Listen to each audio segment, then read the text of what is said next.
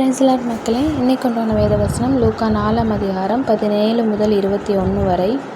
அப்பொழுது ஏசாயா தீர்க்கதரிசியின் புஸ்தகம் அவரிடத்தில் கொடுக்கப்பட்டது. அவர் புஸ்தகத்தை விரித்தபோது, கர்த்தருடைய ஆவியானவர் என்மேல் இருக்கிறார், தரித்திரருக்கு சுவிசேஷத்தை பிரசங்கிக்கும்படி என்னை அபிஷேகம் பண்ணினார்.